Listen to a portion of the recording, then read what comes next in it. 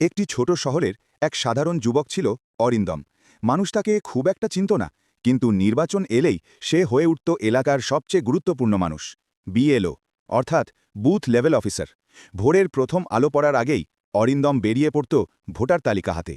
প্রতিটি বাড়িতে যেত সে, হাঁটতে হাঁটতে কখনো কাঁচা রাস্তা, কখনো পাড়ার সরু গলি।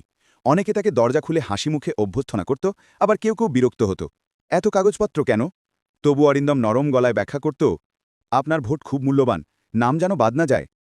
একদিন সে জানতে পারল পাড়ার বৃদ্ধা সরলা রানীর ভোটার কার্ড হারিয়ে গেছে। তিনি হাঁটতেও পারেন না ঠিকমতো।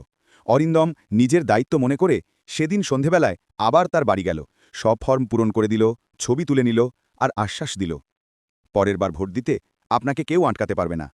অবশেষে ভোটের দিন, মানুষ লাইনে দাঁড়িয়ে ভোট দিচ্ছে। অরিন্দম দূর থেকে দেখছে তার পরিশ্রম সার্থক হয়েছে।